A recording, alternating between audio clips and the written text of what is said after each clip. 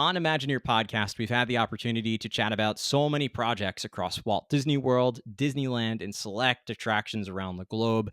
But one property we have yet to discuss, but we'll rectify today, is Disney Cruise Line. Since 1995, Disney Cruise Line has been the premier cruise line for families, Disney fans, and cruisers of all ages, combining world class Disney service, entertainment, dining, amenities, and of course, Imagineering design to transport guests to ports of call around the globe.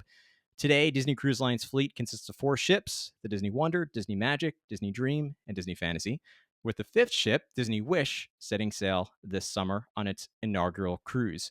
So, my guest on today's episode is former Walt Disney Imagineer Theron Skees. As the Vice President and Portfolio Creative Executive for Disney Cruise Line, Theron maintained creative oversight of Disney's existing fleet of 4 ships, as well as the design and construction of the Disney Wish.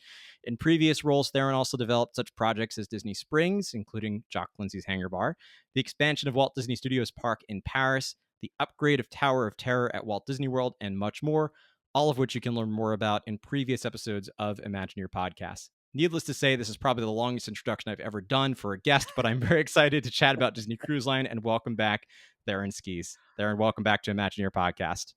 Thanks, Matt. And hi, everybody. Thanks for joining.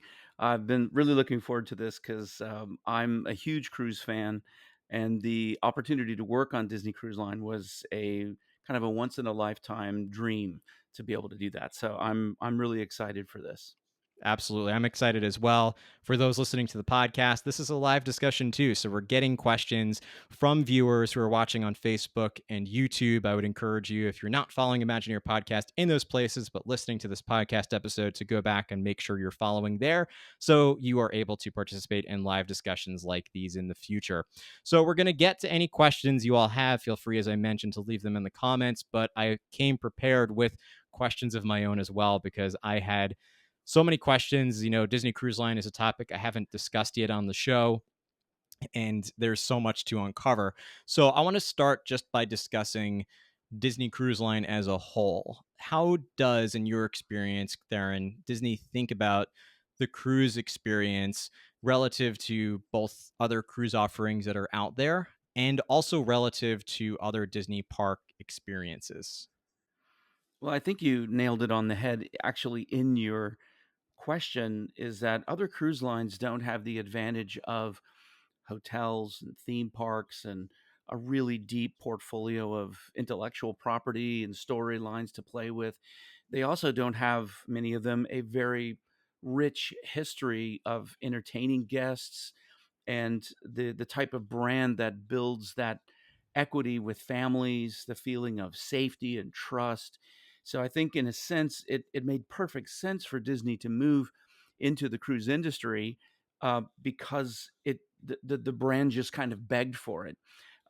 What is I find very fascinating about a cruise vacation that's very different than a vacation to one of Disney's parks is that typically when you're going, say, I live in Orlando, so typically in Walt Disney World, a family would come in and they're booking, I don't know, a week, maybe 2 weeks worth of time.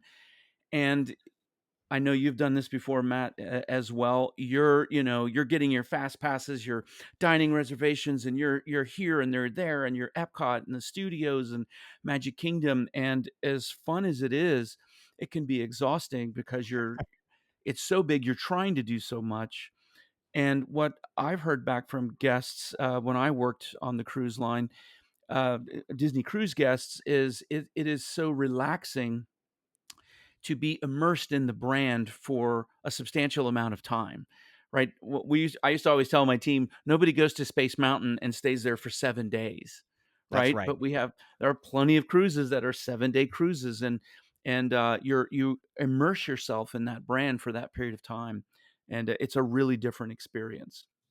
That's a great way to think about it, and we're gonna, of course, get more specific about the ways that Disney thinks about the cruise experience, and some of the projects that you worked on specifically within Disney Cruise Line. And we should probably start by discussing your role. And I like to frame the conversation in that way. You have a title that I have asked other Imagineers about. Yours is a double title, though, so it's a little different, which is why I do want to start here and also get some of your thoughts about this. So, your role, your title for Disney Cruise Line was the Vice President and Portfolio Creative Executive for Disney Cruise Line.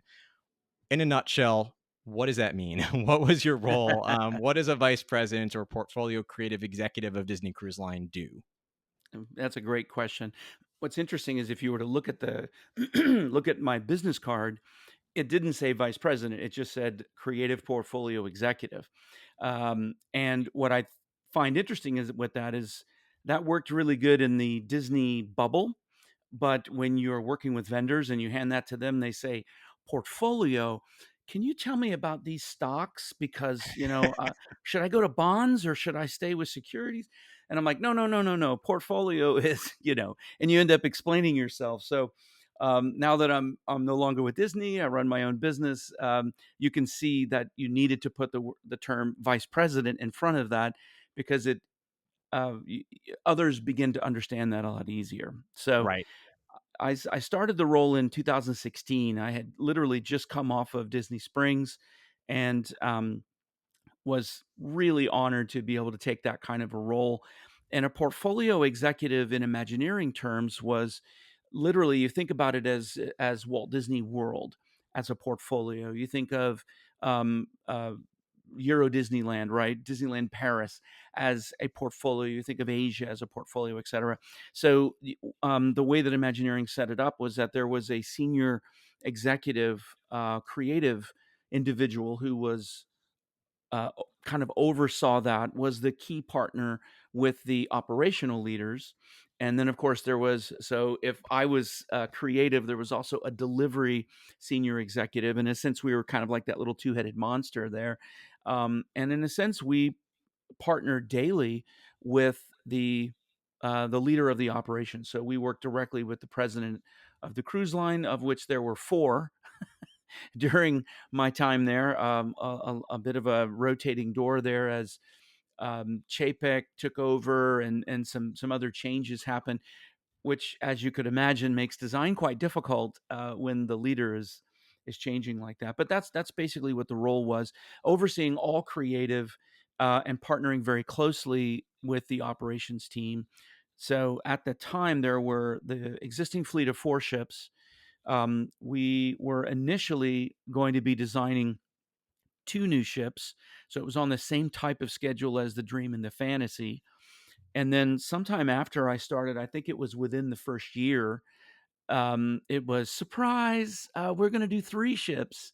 So the interesting thing about ship design is you do the design of the all the decks and all of the different rooms, if you will. It's called a GA, a general arrangement. You do that once, and then that's lasts for all three ships. And then you have to make some very specific decisions about a lot of the public areas that are the same for all three ships. So not only was I in charge of the existing fleet, that was anything new that was done, and every year we had a ship in dry dock. The three new ships, Castaway Key, but we also, and I don't know too many people who could say this in their career, so I really have fun saying it. Disney purchased another island destination in that time, so we got to master plan and dream about what that would be as well in the Bahamas. Which is so cool, and that's something we're gonna definitely have to talk about as well. Because you're not only talking about designing experiences for the ship, but also then the port of call, whether it's anything that, well, in this case, anything that Disney directly purchased or has the rights to use the land. um there's we you kind of touched on this a little bit, and this was a question that was sent in previously before we started this live event. So I did want to make sure to bring up some of these previously submitted questions as well. Great. How does designing a cruise line differ from designing a theme park? And I feel like we've touched on this a little bit in previous episodes of the show, but I am curious to get your thoughts here. I'm so glad actually that that question came up because it's a pretty big difference. If you think of the obvious things, the obvious differences is a theme park. involves a lot of outdoor spaces. And a theme park itself, a Disney theme park, is connected by story. That's what makes it a theme park. If Right. it's a collection of experiences, entertainment, ride based, etc., and those experiences aren't linked in any kind of way, that's an amusement park. Amusement parks like to call themselves theme parks because you get more customers. But the reality is, the theme park is under a general story, and all of the experiences that you have are linked. They're choreographed, and a part of that choreography of that experience for the guest involves a lot of outdoor spaces. And what's really fun about that medium of storytelling is you have some very, very large spaces to play with, and you can tell some really great stories without kind of any hindrances, right? It's huge. The exact opposite is true on the ship. It is all about interior spaces. And even though there are some spectacular interior spaces, and you have multiple decks that are open, like the Disney atrium and things, it's primarily interior spaces. So you really have to adjust from a design perspective. You have to adjust the way that you think about moving people through the space. That might have been a bit of a downer for some of your audience members, because we always, as Imagineers always talk about story and place and experience and magic. And even though that's super important to Imagineers, there's a lot of practical things about design that is as important as those. And that is moving people through a space. If you don't have a space wide enough for double strollers, right? It somebody's gonna not be happy. Got to have a space for fire trucks, etc. So it is a totally different mindset from a space design perspective when you do that on a ship. So that's one. Two, storytelling is basically the same. Imagineers take a very, very similar approach as to what is done on land, but one thing I mentioned in my earlier answer was nobody stays in Space Mountain for 7 days, and the idea is that the ships themselves get a lot of scrutiny just because you're living on board, and you're excited as a guest to explore every single, corner of the ship, and that adds a lot of scrutiny to every single square inch.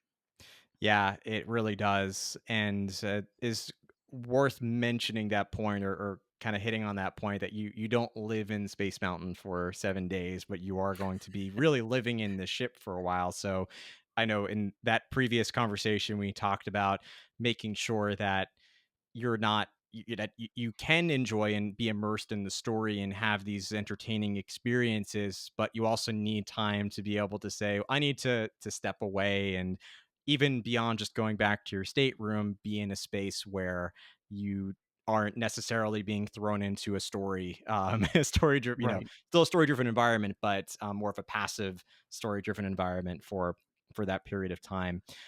Because you did bring up space, this was a question that I had thought of, and I am curious. I think a lot of people might be, interested in hearing the same thing. There are different size cruise ships with Disney Cruise Line and with other cruises. And then even if you look at a Disney Cruise Line ship, the Disney Magic or the Disney Wonder next to a competing cruise line ship, there's so many different potential sizes for something like this. And I suppose it's similar to thinking about how you would design a hotel and the number of hotel rooms that there would be. Do you, in terms of the approach to designing a cruise ship, do you start with, okay, this is the size of the ship that we're working with, and here's what we can pack into this space? Or do you flip that model and start with all the experiences that you and amenities and number of staterooms that you want in the cruise ship, and then build the size of the ship around those experiences? That's a great question. I think one thing that's so unique about Disney Cruise Line, and anyone that's cruised on other vessels with other cruise lines, and you're in a port somewhere in the world in a Disney cruise line, the ship shows up. I mean, it's completely different than any other ship. It really is. Everybody rushes to the edges of the ships and to see the Disney cruise ship pull into port. And that's because Disney looks at the whole ship as a brand statement. It's meant to evoke the sort of golden age of ocean travel, right? That's why it's designed the way that it is. That big, bow that sticks out front, that's very kind of pointy, and the back that's really roundy. That very specific design is only about design. The reason you see other ships that have a blunt nose and a blunt, stern is because you can squeeze much more square footage into that, right? That's why they look like refrigerators floating on the water, is because Right. they are maximizing the space. In a sense, Disney, of course, wants to maximize the space, but the brand, the look, the feel, the shape, the story that is communicated just from the visual aspect of looking at the ship is way more important to the Disney brand than gaining another 100,000 square feet. So I just wanted to put that out there because I think that's really important. That's where you start with. Um, that's both exciting and fun as a design executive, but it also creates a lot of challenges because Disney as a business is no different than other cruise lines. They want as much as you can possibly get on the ship, but they know that they're bracketed in by those brand constraints with regard to the design. So we had to be extremely innovative in the way that we thought about space design. And to answer your question, I think if you would think about it, I think we've talked about this before. The approach to building a theme park or an attraction or a land, there are brand requirements. There are storytelling, requirements that are a part of that. But also, sorry to disappoint anybody that hasn't thought of this. There's very specific business requirements for that as well. We have to move this many people. We need a restaurant to handle this many people. We need, retail, et cetera. It's a business at the end of the day, and it's no different with the ship. There's a very specific amount of passengers that need to be carried, and that dictates all of the other spaces on the ship.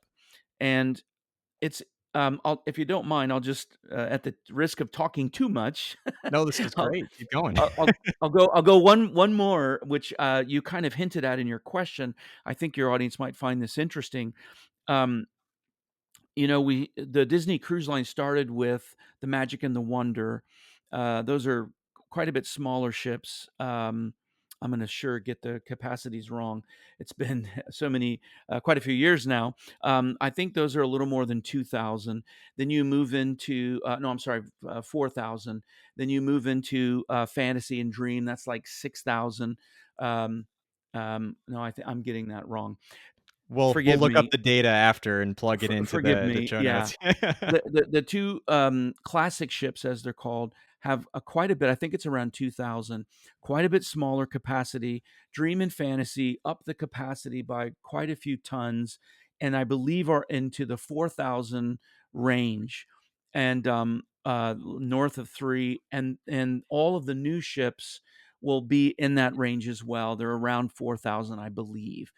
And what's interesting is the feedback that you get from a lot of guests is that some guests don't like to sail on the Dream and the Fantasy because they think it's too big, and they like the intimacy of the smaller vessels, which I find very fascinating because most of the industry was all about bigger, Oasis of the Seas, 6,000 plus people. And so it's an interesting trend for sure.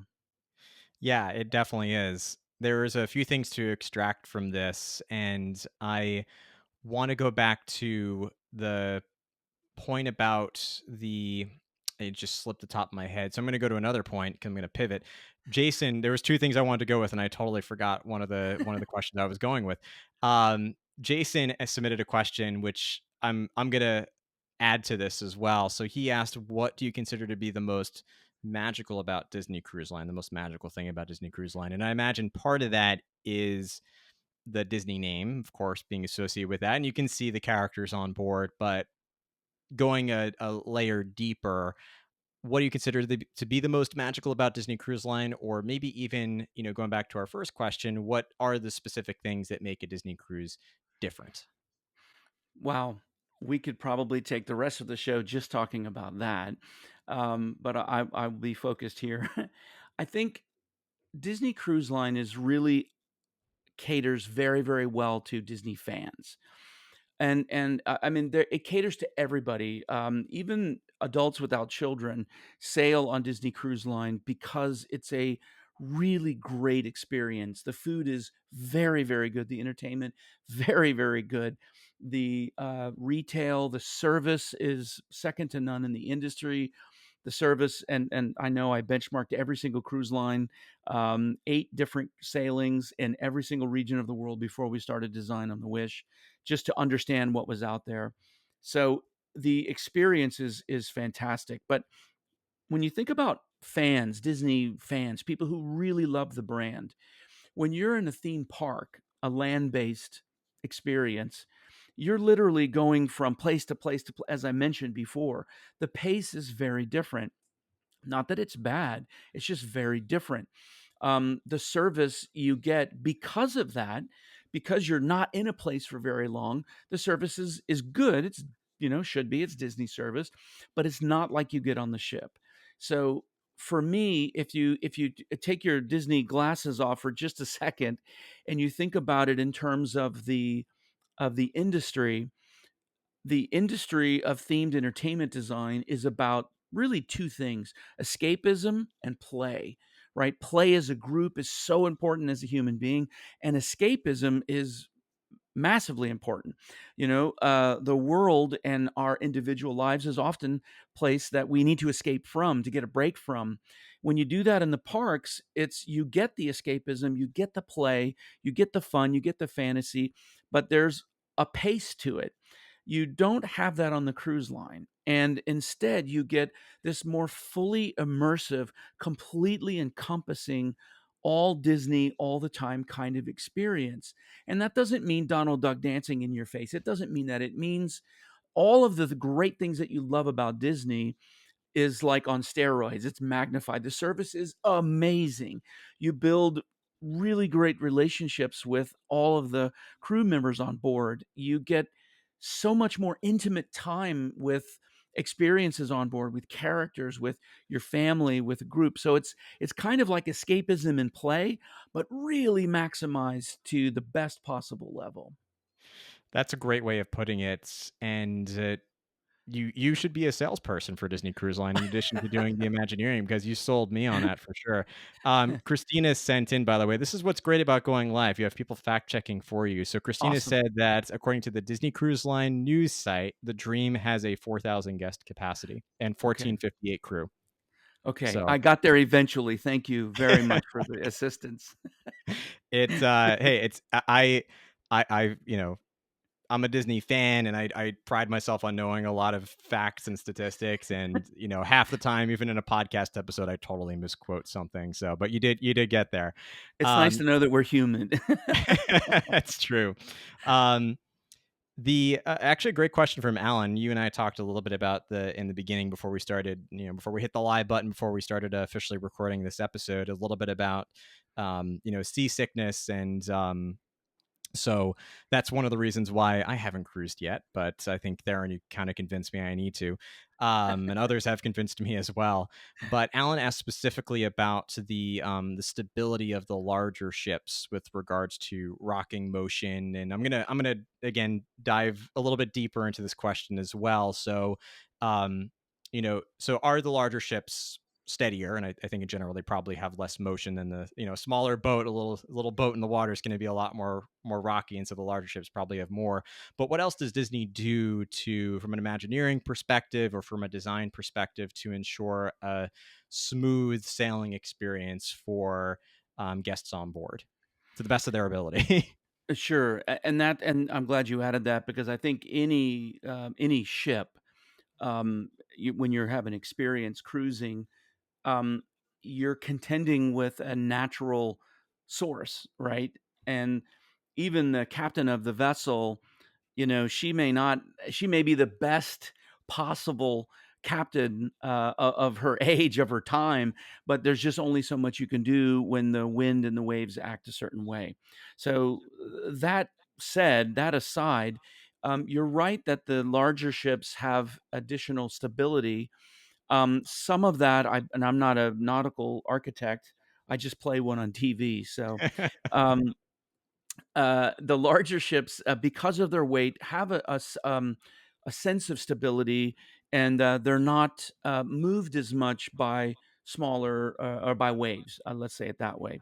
But there's also something that you may not have thought of within the Disney fleet. The original ships, the Magic and the Wonder, when those ships were built, the technology that goes into stabilizing vessels wasn't as perfected as it is today.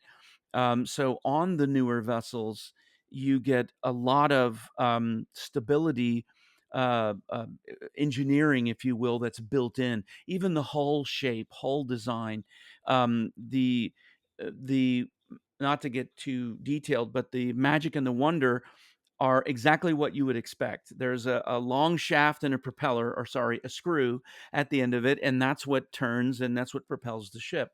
And that's propelled ships for 100 years or something.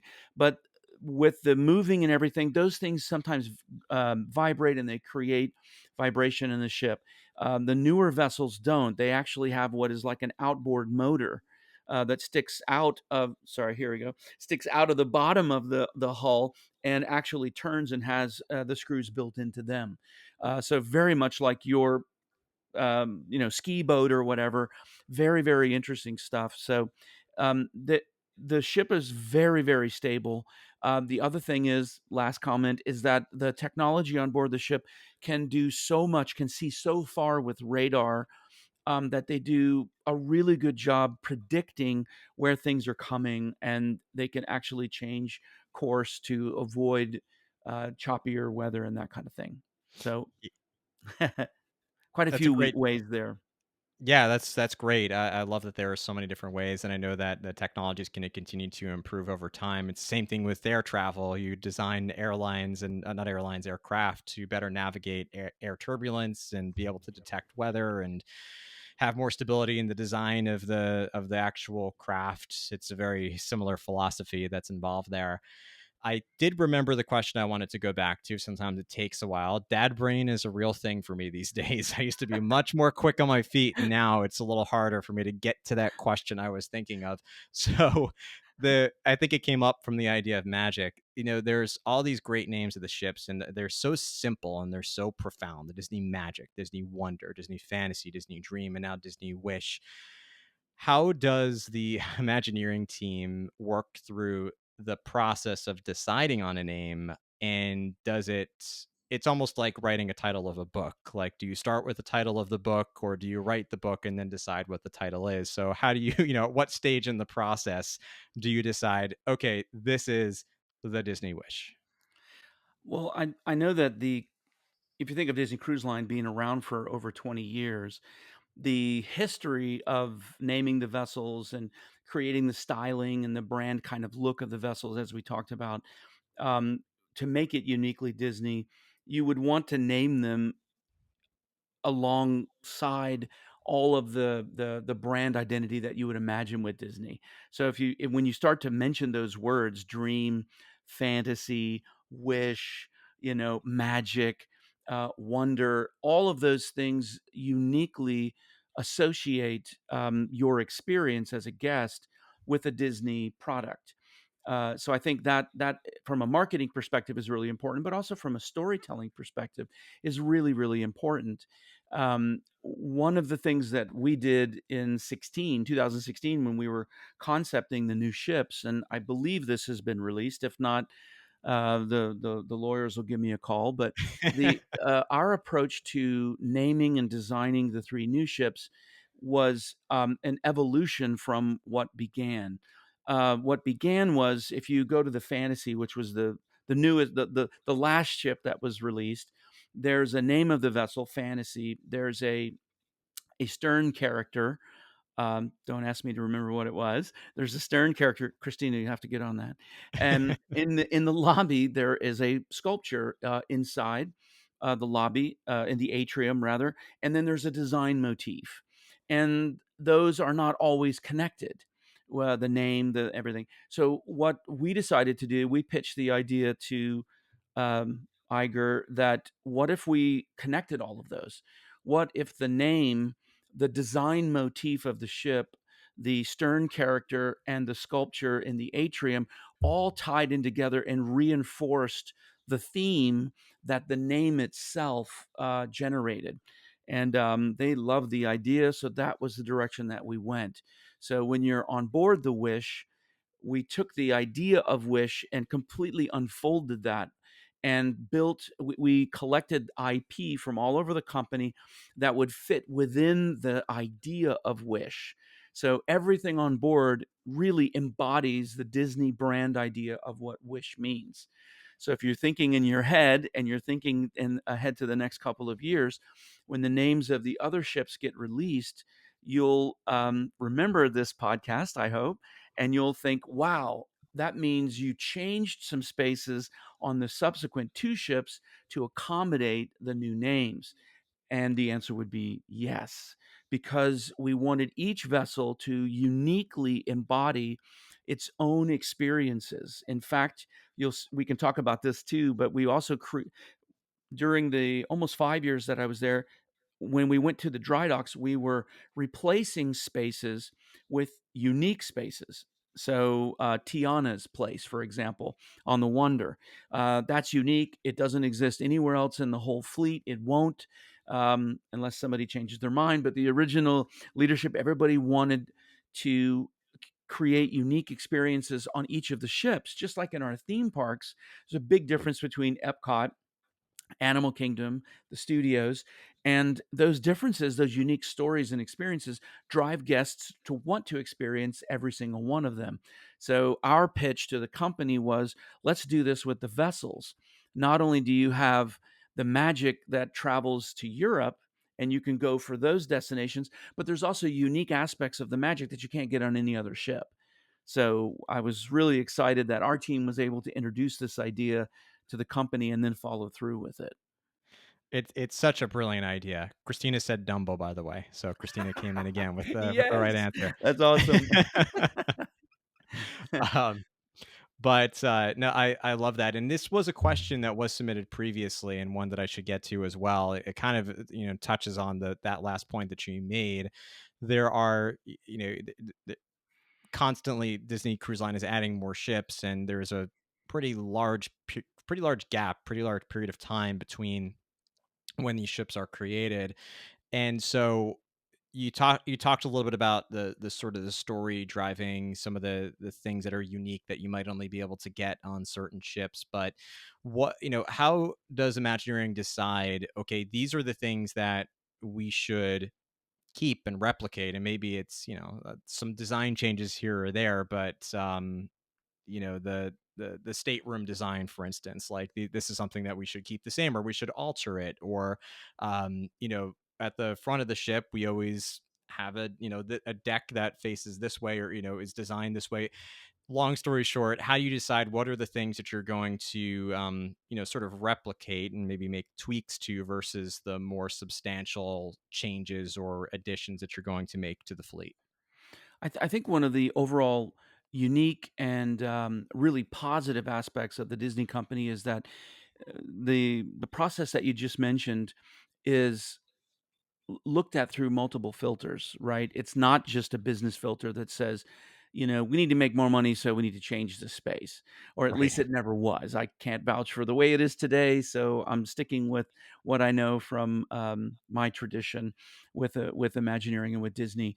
So you would evaluate a space based on what guests say about it. Guests are free to comment, and guests do. Thousands of letters come into the company, and even at Imagineering, I've gotten guest letters that have come to me when I'm in charge of a venue, whether that's the at the time Disney MGM Studios or Hong Kong. A letter would come through and it would go to me. You need to look at this. So guests talk about it creatively. We might have a new technology. We might have a new IP that we could explore that we think could be even more relevant to guests, or operationally, functionally. You learn a lot about a space when You think so hard about it. You put all your heart and soul into making it beautiful and functional and memorable and relevant. But when you're open and you have a million guests or more go through, you learn a lot, and sometimes it requires tweaking. So I guess my answer would be, it's not just one person in a throne that slams their fist down and then you have to go make changes. My experience was that it was evaluated from multiple aspects. Sometimes creatively we would come in with an idea. Functionally, it may have worked perfectly. It may have had the right capacity. It may have been, doing a lot to build brand equity. Guests may have really liked it, but this idea is even more relevant, is even better, and vice versa. Maybe sometimes Imagineering is called because, gosh, operationally it's just not efficient. We need to do something here. And then we're able to come in and solution something that works with the story, or sometimes change the story to suit a better operational flow or something like that. It the picture that I'm trying to paint is this idea that it's unified, it's meshed together. You can't really do one without the other. A purely creative space with no thought for function is going to be horrible, and vice versa. Right? A purely functional space without any thought for creativity is not it's going to be horrible. So Yeah. it's that unique, very very careful balance, and on a ship it's harder than anywhere else, any other venue, to achieve that. Yeah, and that definitely answers my question. It also touches into another question that I had, which was about guest feedback, because I already knew the answer to that question. I was leading you into it because you and I have spoken before, and I know how important guest feedback is to designing anything. And we talked about it a lot with Disney, the evolution, or the transformation of downtown Disney to Disney Springs, and how much guest feedback was involved there. And I I knew it'd be a very similar story here as well. Absolutely. Um, the there we were talking a little bit about the design of the ship as a whole, and one of the things I definitely want to talk about specifically, because I feel like again, I haven't personally been on a cruise, but I feel like if I were to go on a cruise, this would be the thing that I would think a lot about, because it's how I also think about resort stays, and that is dining. What am I going to eat? What are the different offerings? And sort of my days. If a resort days are often, actually every day is kind of revolves around food for me. So how do you think about, You're in good or how, company. yeah, how does Imagineering, let's partner with the culinary team on thinking about dining, both the spaces that are going to be involved, as well as the specific um, culinary offerings at those locations. Because I feel like this is true for theme parks and Disney Cruise Line and Disney resorts in general. There has been this I feel increased partnership between Imagineering and the culinary team. If you just look at even Star Wars Galaxy's Edge, or if you look Yeah. at Pandora, the world of Avatar, or if you look at, Star Wars Galactic Star Cruiser, which is now technically like a resort that has this really interesting and unique dining with out of this world, food and drink and beverage options, Right. snack options. So how does Imagineering, and how did you partner with, if you did, the culinary team to think about the spaces and the options that are available in those spaces? That's a really great question. I should mention, before I get into that level of detail, for those audience members that have actually never sailed with Disney, there's w- the Disney Cruise Line offers something that doesn't exist really on any other vessel with any other cruise line, and they call it rotational dining. Other cruise lines have tried it and they have not been successful at it. What makes it really unique for those of you who haven't been on it is that there is a dinner time and a live show, a big Broadway style performance. And Disney put it together as those were sort of the two big events of the night, and it's in 2 different time slots. There's an earlier, dining time, which I believe is around, like, 5:45, something like that, and families would, be assigned to a restaurant, and then, those other guests, other passengers on board would, instead of dining at that particular time, they would go to the live performance first, and that's the rotation. So when dinner was over, the show was over. It was baked in that time to have that occur, and then they literally flip flopped. Those that went to the entertainment, the show first, ate at a later time. Those that ate early go to the later show. There's a little bit of time in between, obviously. So this is really, really unique to Disney Cruise Line. And one of the things that really does is it responds to the needs of families. I have sailed on a lot of different cruise lines. And even though you look at the cruise lines and you say, wow, there's 25 restaurant selections, what they don't tell you is that if you don't reserve those in advance, there's a very good chance that you won't get in to eat. So my wife and I found ourselves going to 2, 3, 4, 5 different restaurants trying to find a place to eat because they don't have capacity for 6,800 people on board, Yeah. and they expect a lot of people to do very casual dining, and then but what happens is you have a lot of people that wanna do formal, sit down, enjoyable dining, so it's a bit of a mess.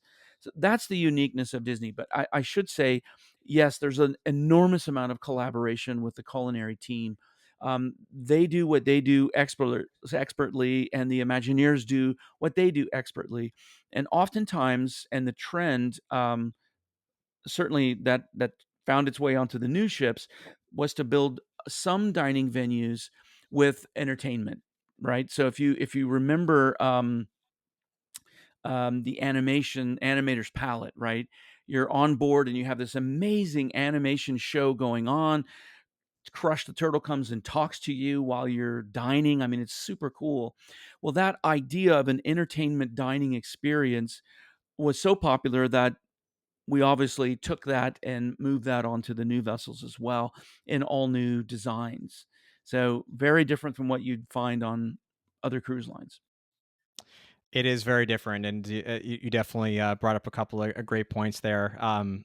Question that came in specific for you personally, of the dining options, what is your favorite? And I'll give you two options. Your favorite dining location, so like restaurant at on any of the ships, or if you have a favorite go-to meal at that location or at another location.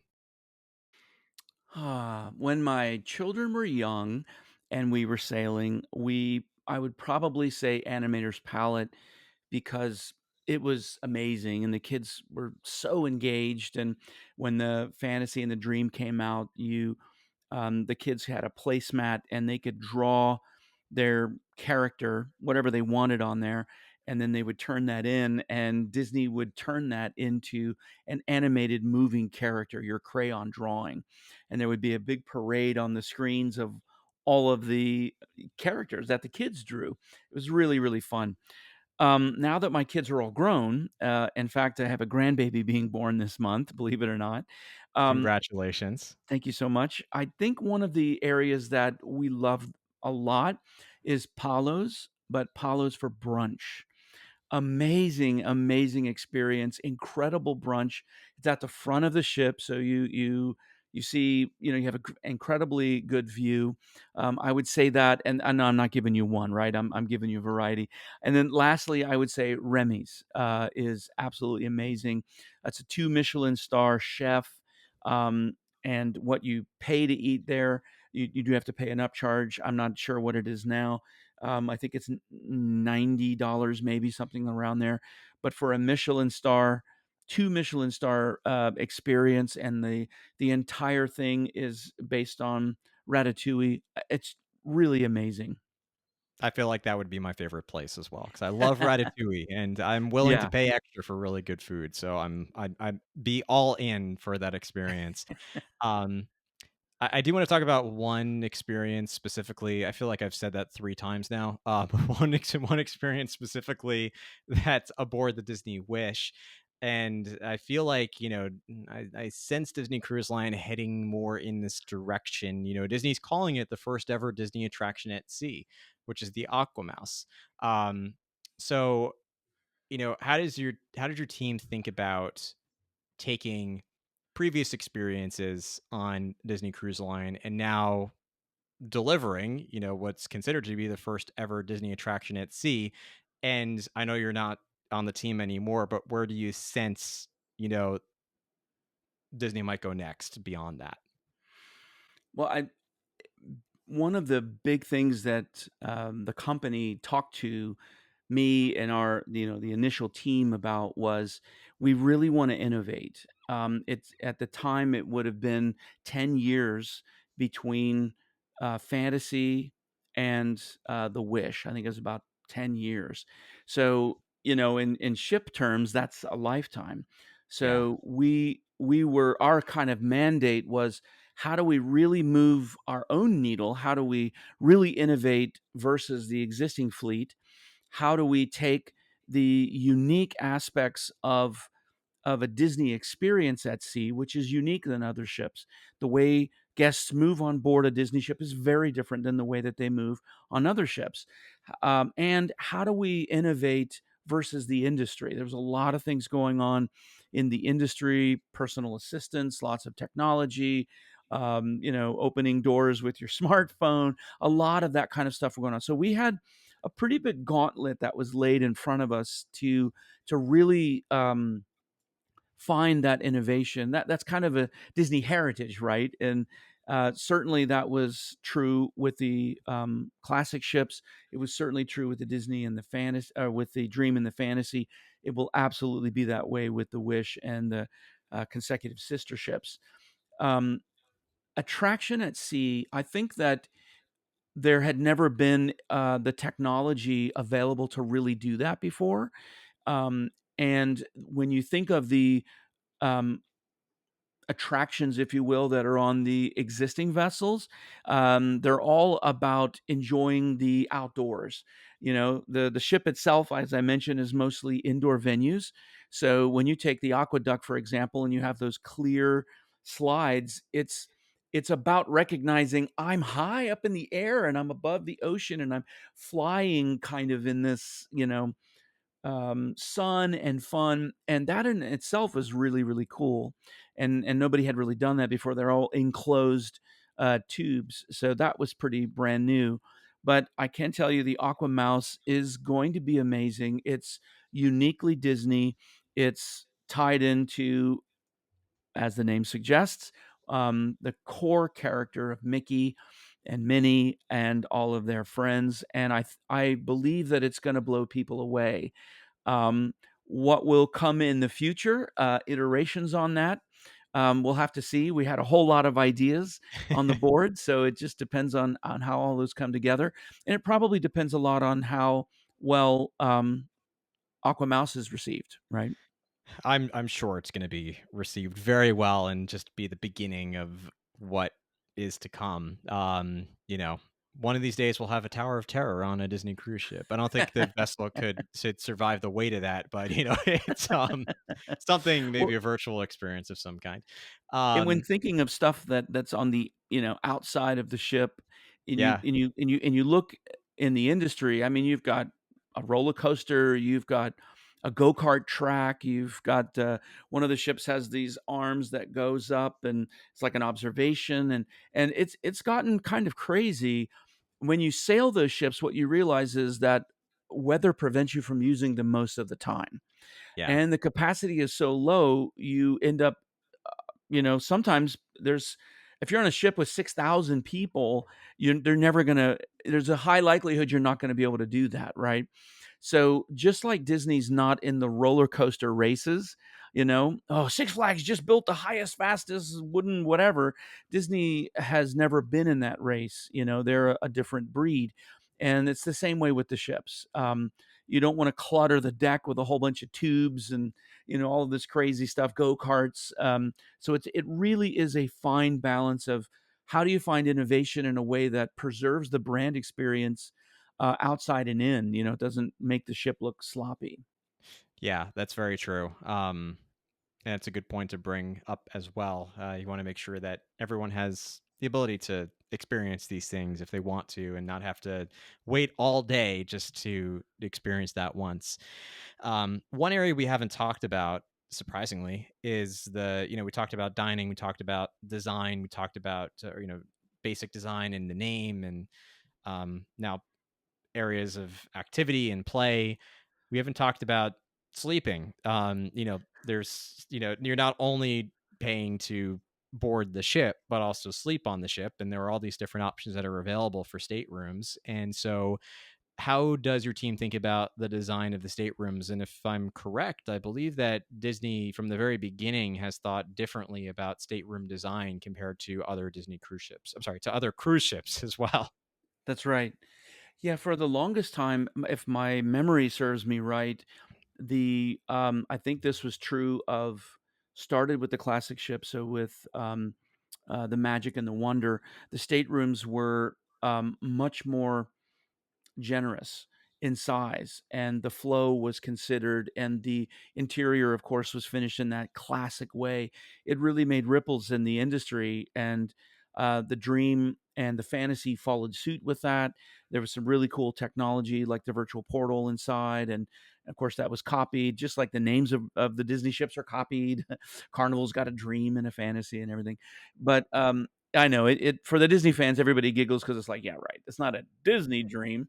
It's a very different kind of dream. Some might say something otherwise, but no, there's Carnival has fans. So, but the staterooms, maybe I'll answer it like this: when you design a ship, you there's so many confinements, and you have to design within a very specific way.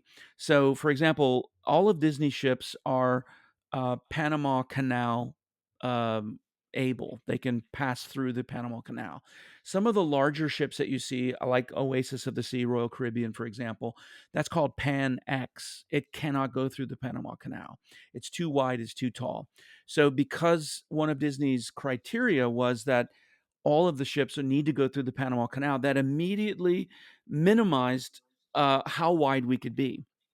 And I can't tell you how many times we would pull it up and go, "Well, can I make it this?" And "Oh, we have to go a little bit higher, and then we can do."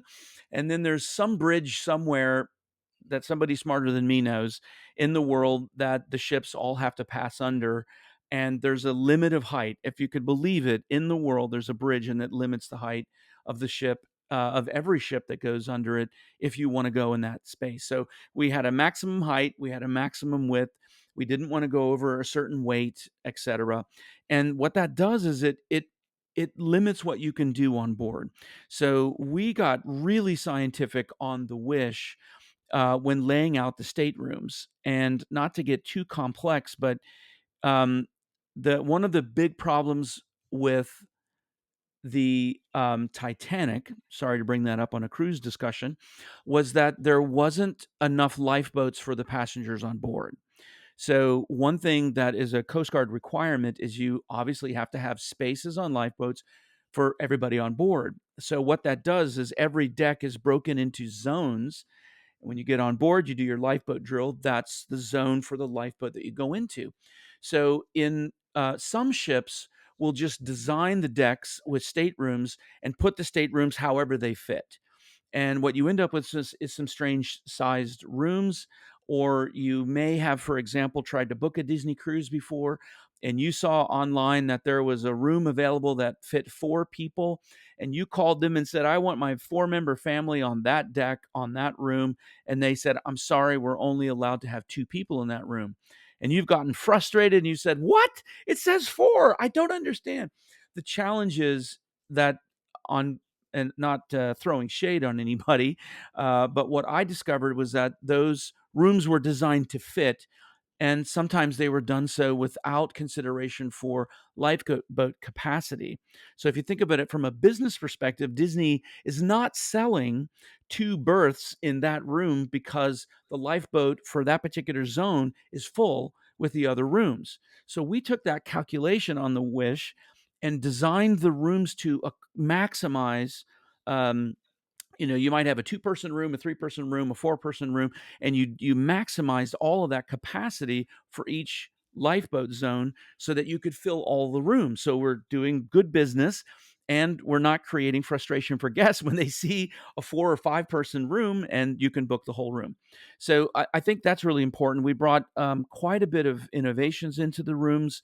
I don't know how much of that's been talked about, so I'll be a little careful with that.